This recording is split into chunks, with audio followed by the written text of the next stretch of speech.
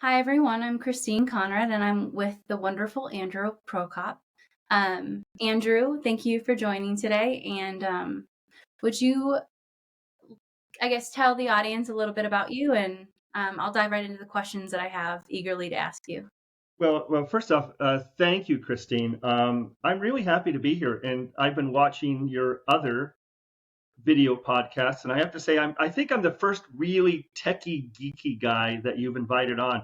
Everybody else is, in different kinds of roles. So I hope to not sound too nerdy during our conversation. So introduce myself. So Andrew Prokop. I've been in this industry for a long time. I started with this company called Northern Telecom. Some of you oldsters will remember Northern Telecom, which then became Nortel Networks, which then became Nortel, which then became bankrupt. Uh, so I've had a long history in this industry. And of course, I've been with Avaya now for several years, and I've been working with Avaya technology for even longer than I've been with Avaya. So my job, my role, my reason to exist is to explore new technologies, help people understand new technologies. How do you apply them to your business? Understand what you're trying to accomplish, help figure out the pain points, and make it happen. That's me. That's what I do. I appreciate that. I appreciate the techie piece of it, just because like I love people who are super passionate about Mhm. technical things because we need more individuals like that to help, I guess, amplify basically the value of it, right? And learning Mhm. how it works and go through that. So I appreciate the videos that you post. And I would love to ask you, what about like the industry that you work in that makes your heart sing? Oh my goodness. Well, I have to tell you, kind of going back in time, we did things differently back in the Stone Age. Companies would invent everything, they would Yeah. own everything, they would be responsible from beginning to end, Yeah. how things worked. Yeah.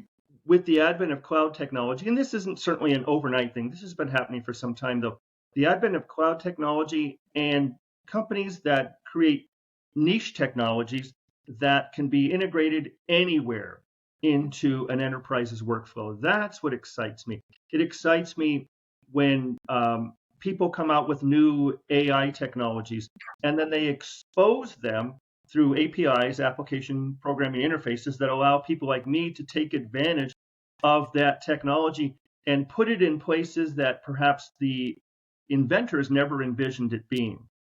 That's what excites me, is the fact that my palette of colors as a painter is infinitely larger than it was, a number of years ago, when if I wanted something, I'd have to invent it, or somebody in my company would have to invent it.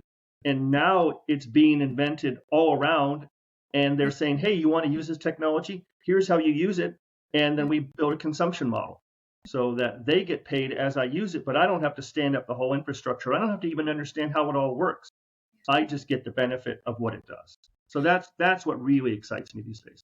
And I like you are very creative and think outside the box, right? And I appreciate that because I feel like I'm similar to that. And I just want to use an example of something that was very simple, but it like made everyone's lives easier. There was a big event, a trade show, right? And me being in marketing at the time, I needed a lead gen, right? Like I needed all the lead gen like sources possible. And you were able to help solve I mean, it wasn't like, I mean, it was like a simple solve, right? But it was like, it meant so much because it made like just uploading and taking those leads and making sure that it was in the system. I think like that, those like to even to like the most simplest like things, projects that you work on to like the bigger ones, it's just like it makes a big difference in just like the efficiency and the productivity of like day-to-day like admin tasks. So I do And I appreciate remember that. I remember when you came to me and asked me to do that, and I go, "Oh, I don't know how to do that, but I bet you could figure out how." And that. I'll be perfectly honest, I didn't write everything that I did to give you that solution. I went and found people that had developed code modules that did a lot of it, and I strung them all together. And so I made this very unique application based on these off-the-shelf components to solve your unique problem. And that was pretty fun. So I'm happy when people come to me with things like that because it makes me think a little bit beyond what I'm working on. And again, Yeah. I learn something new every time. And I'll be perfectly honest, I steal from myself all the time. So when I write something, I will Yeah. borrow it later. I Yeah. will use it for something else. Yeah. I guess to stem from that question, what is one of the best or most worthwhile investments you've ever made? Because it sounds like you've written things and like, gone back, but like, is there, it could be an investment of like money, time, energy, etc. basically. I'm going to say kind of two things. One is investing in myself um, so that I stay relevant as the times change. But I also want to say it's investing in relationships that help me stay relevant. So I'm a big believer. I know we talk about networking. People talk about networking, but I believe a little bit more in building stronger relationships. So Mhm. not just a checkbox on your LinkedIn profile. Oh, I'm connected to so and so. Yeah. Is I really like to build relationships with a lot of the people that I work with, or even don't work with, but I have an interest in what they're doing. Mhm. And I find that in the long run, that really helps me become a better whatever it is I'm trying to be. So I investing in myself. And I Mhm. don't want to make that sound egotistical because I have my failures, I have my struggles, Mhm. I have to work to invest in myself, but I build those relationships so Yeah. that if I need something and I'm struggling with something, I know places I can go to get help. Yeah.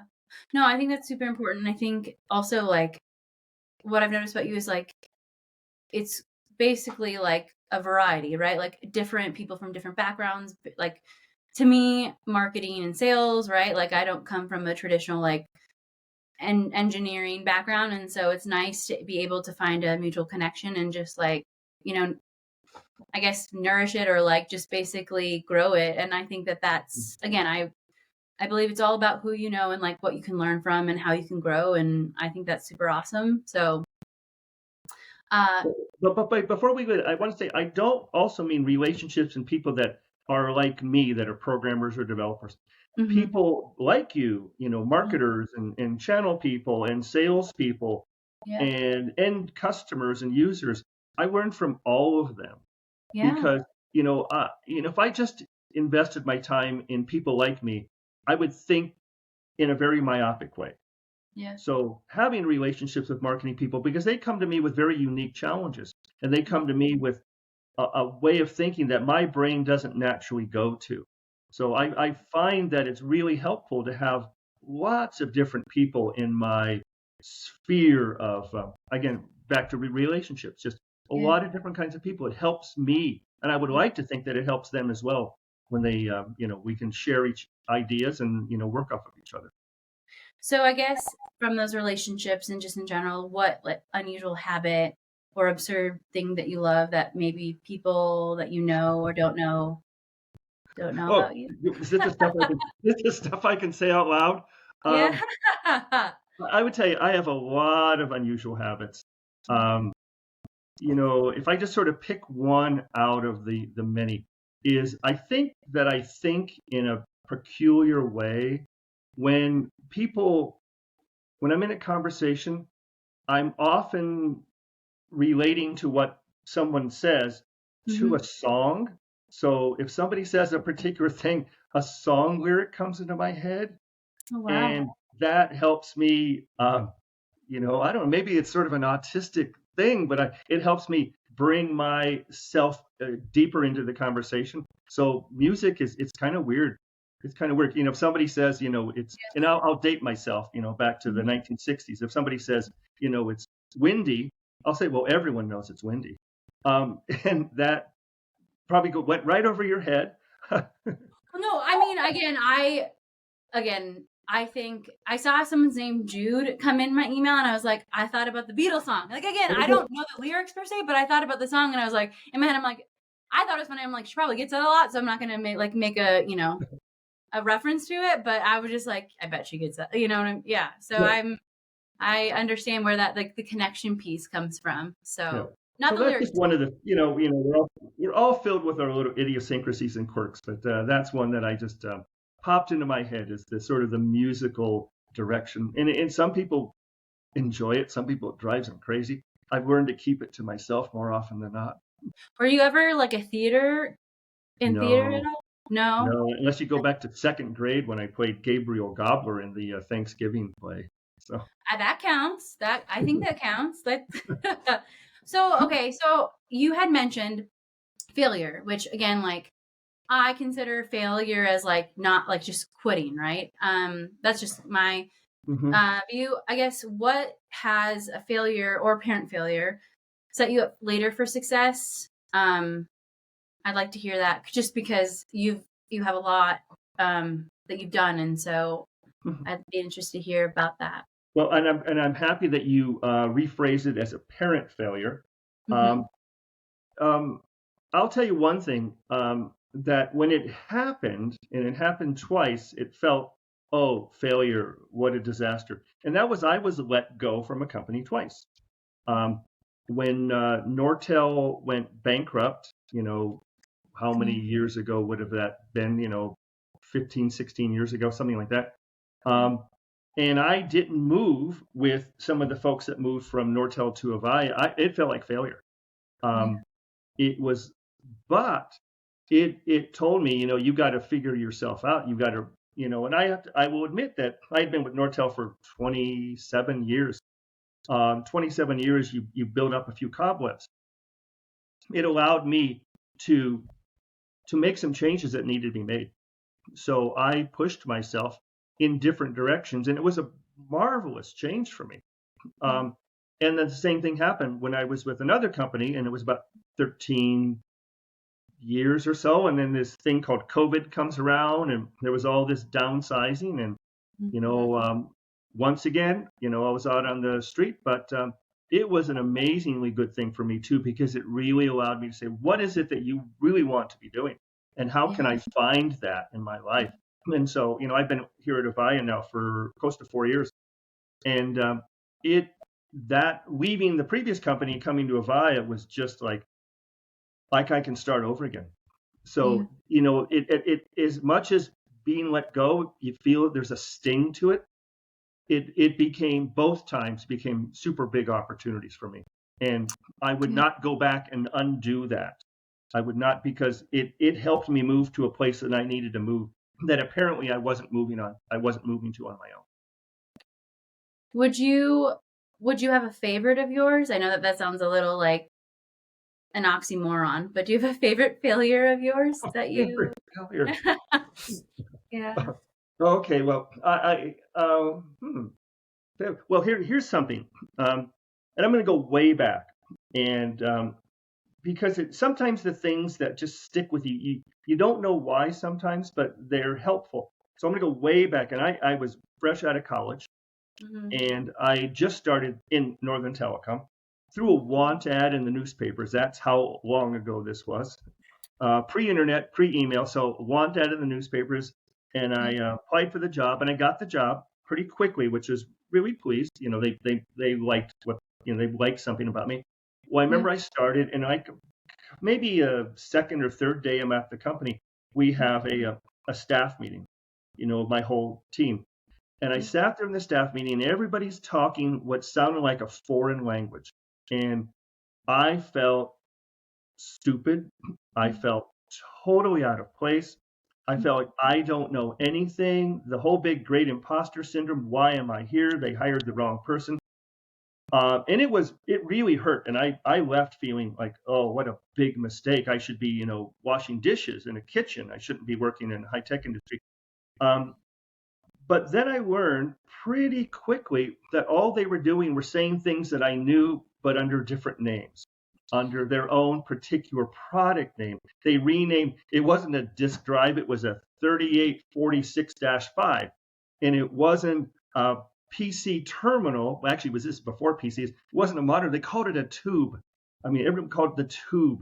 And Yeah. so from going to feeling really stupid to feeling like, oh, I actually know all this. I just need to learn this new dialect and I'm going to succeed. So that kind of apparent failure of I don't know what I'm doing. Yeah. Taking a step back Yeah. and then reevaluating myself and thinking, having a little confidence and say, hey, you actually do know what you're doing. Yeah. You just need to look at it in a different way. In my case was, that they're talking a language I don't know, but I can learn that language too. And everything that I knew to get me to that point was all valid. Unlike what I was thinking that I'm a failure, that this is a waste of I'm wasting their time being I can feel that and understand that, like the jargon that companies have, right? here. Internal jargon. I like it drives me mad a little bit where people will start and like they'll be thrown, this manual that has all of the internal language. And I feel like you can empathize and like help people understand, which like there needs to be more people in Hmm. organizations or externally being like, nope, this is how we position it. Like I think more people need to do that because yeah, people will, I mean, it's communication, right? It's language. It's like I, yeah, I think like that's awesome that you went through that and like you kind of overcame it, right? From like an imposter syndrome, because I think a lot of people, they don't, they hide it better, right? But will feel that where they're like, huh, like this is how I learned it in college, but like it's this now, right? Like it's just, it's Hmm. and even like again, I won't go down that rabbit hole, but like it's almost like I use the like term of like they try to make fetch happen, right? They come up with new terms and you're like, whoa, whoa, whoa, let's start with the original. And then like, anyways, it's just, I feel you on that.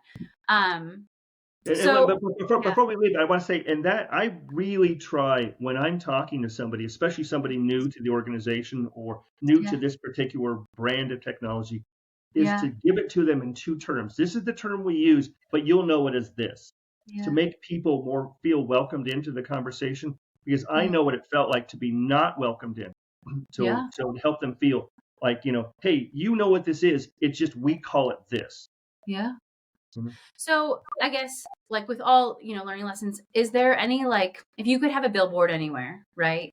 And you get out to billions, what would you put on there?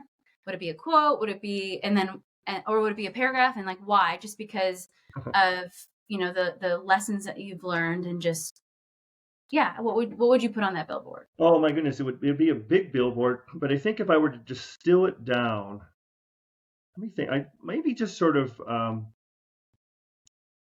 kind of it's it helps more to it almost sounds cartoonish, give than receive, but it helps me more to give than to ask for something in return. So I've Yeah. always found that in all of my career, the more that I give of myself, the more I get. That doesn't mean I'm a doormat, but the more I Right. give in terms of you know my passions, Mhm. my wanting to do a particular job well, is I get things back in return.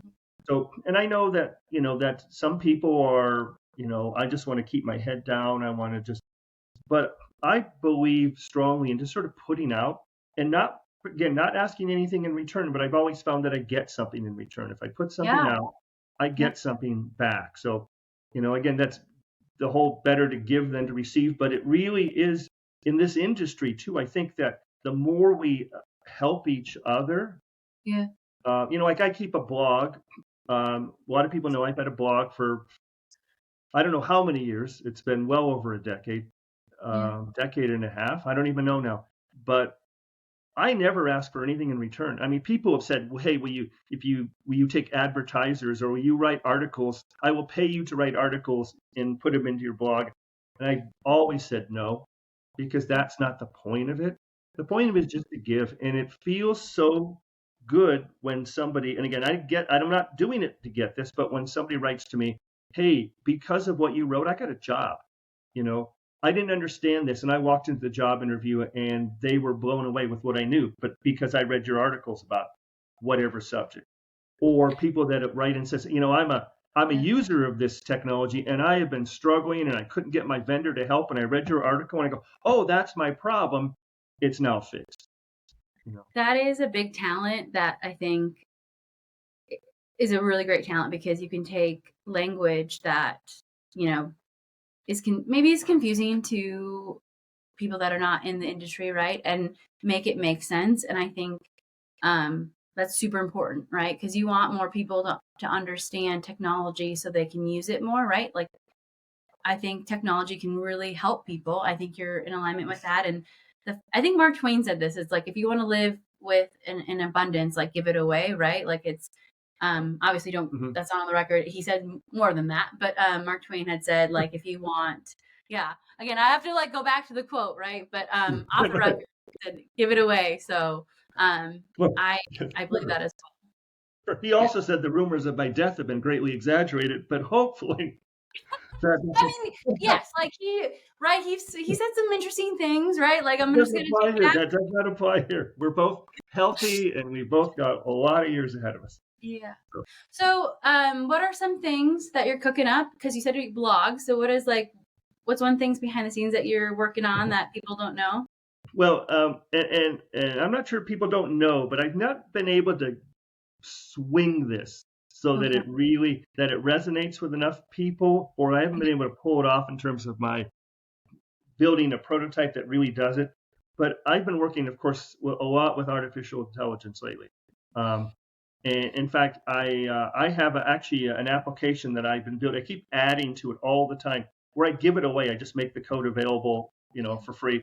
It's anyone that needs to learn how to use a lot of this technology, the Gen AI technology. So I'm Yeah. always doing new things with. In fact, just today I added a new feature, and again, I just make the source code available. How Sure. to do image analysis. So take an image, Yeah. analyze it, and not only what the content is, but even some sentiment and sort of sentiment analysis or perspective.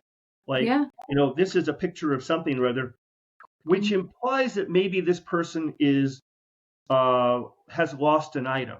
So Mhm. I get perspective, not just describing the image. So my pie in the sky crazy idea that I Yeah. don't know how I could pull it off is, in terms of customer experience, is to listen in on conversations and build images or videos based on the content of the conversation, almost like sort of an instant IKEA, uh, schematic plan of how to build something. So you're talking to a customer service person, you have a problem, you're describing it, Yeah. and the old adage, a picture's worth 1,000 words. It generates a picture or maybe a step by step, like in the IKEA model, of how to do what you're trying to do, Oh, that's um, cool. and then share that. Again, how practical is that? I'm not sure yet, but I know that You certain could, people. that would be great. I mean, if you could embed that when, like, if we're talking about customer service, right? If someone calls in, because like at the time,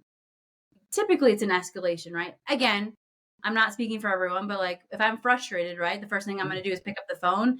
And if I'm on a call with an agent and they can't like resolve it with what they know, having that AI tool could help maybe give them other ideas instead of escalating right to the manager right away, like Right. empowering them to solve it in a way that, like, maybe they couldn't do it with the training that they had. Because I think training that's another issue, right? People Mm. assume things and will train people to the best of their knowledge, but what if there's another route to solve a customer issue where they could solve it on the phone instead of getting off the phone and then having that person just be more irate? And that's the first thing I could think of, but again, there's Well, probably a yeah, lot more to but this. and you make a good point there too, because it could be agent side and customer side. So the Yeah. agent could use it to enhance his or her knowledge and solve a problem, or it could be actually pushed to the customer that says, I don't know, make up a problem. I can't get this uh, PC to work properly with Yeah. something. I can't install my webcam, Yeah. and it automatically generates a step-by-step image with how to do what you're having trouble with. So again, you can do both sides. That's again, it's Yeah. how practical is this? How easy it is? But it just seems to me that there's a play here somewhere. I will say there for I'll say one use case for Dyson vacuums. Um, sometimes they put like they're like not printing but engraving like in different places that I don't normally like work with the vacuum day to day, right? And so like if I have an issue with it, right? Again, this is like just an example, but like having if I was on a call with an agent and had them like do a list by list, like check this area for, you know what I Yeah, mean? Like that would have been great because like I'm trying to describe like shapes, right? And they're like, this woman might be a little crazy, but like we'll work with her, right? And that's where video came to play, which was really nice. But it would have been nice to have yeah, that like step by step thing because it's always good to have more, I guess, materials and less when it comes to because you need to sure. solve it on like majority of the time you want to solve it on a call, right? Like you don't want to go back and forth with like a customer, so it's like you want to resolve it, and with an agent, like they're restricted on what they can do, right? And so it's I Hmm. think that would I mean that's one use case that I had a personal pain point with. So like that would be great. So that's nice. It's funny that you Yeah. bring up vacuum cleaners because I actually had that experience the other day. My middle son has two little children, and his wife was on out of was on a business trip, so he was Yeah. caring for them. And I came over and I said, "Hey, I'm gonna vacuum you. I'm gonna clean your house out." And I should have brought my own vacuum because I got his, and I had to change the filter. And I'm a smart guy. I could not figure out how to change his filter, and I didn't want to bug him because I was trying to let him nap. You know, Yeah. um, Yeah. and if I could have gone someplace and said, build me an image of what I'm trying to do, Yeah. that would have been perfect, you know. Yeah. You yeah. So I guess like just to, wrap up things, what's one thing about you that people don't know about? And then where can people find, because you said you wrote blogs and I know you do videos too, but where can people find more of what you're producing so they can learn and they can grow and learn more about AI? Because we're in a learning curve. And so the more that you can absorb and understand how AI works, the better. And I think that you've got a great kind Of of course. tool for people to leverage. Sure. Well, I mean, I'm easy to find. I think if you Google my name, there's only one other Andrew Prokop, and he's a political writer. Um, but yes, and we've gotten mistaken. I actually got a job offer to write for the Guardian newspaper one day, thinking they thought I was him. Um, would have taken it, would have changed my life. Yeah. But you can find me online if you just search for my name, Andrew Prokop. Again, you'll find, but my blog is andrewjprokop.wordpress.com. If you find me on LinkedIn, if you were even remotely connected to my industry, and don't try and sell me anything as soon as I connect to you, I will have you as a connection, and I post lots of stuff, videos, articles, interesting things. So Yeah. that's that. So I'm pretty easily found. Um, One thing people don't know about me, even though we've had this very, it wasn't too deep in the weeds technology conversation, and I do write about technology, Yep. I am not in my personal life a nerdy person. I I don't have an AI connected house. I don't have light bulbs that turn on when Yeah. I my my fancy Kidget gadgets are knives and pots. I'm a low tech kind of a guy. I don't own an e-bike. I have that old fashioned pedal bike. Yeah. So that's something that people get surprised and they'll go, "Well, you probably have all these gadgets and all these things." And I go, "No, I don't. I don't. I'm a nerdy guy who plays a banjo. I mean, And you can't get more low you tech. make great pizza. I feel like you make great pizza. I mean, I haven't That's had it right. yet. We have to have our pizza party. So like Well, that you will moved. For those of you at home watching, Christine and I lived pretty close to one another, but never actually saw each other. And now yeah. you moved across the country. So, But I'll be uh, back. So we'll have a pizza party. That's still on the list. So that's still gonna happen. But anyways, thank you again, Andrew, for your time. And I'm excited for people to watch and learn more about you. well, Christine, I'm glad we got a chance to talk again. We haven't spoken for a while, so this has been wonderful. So thank you for inviting me. Yeah. Bye.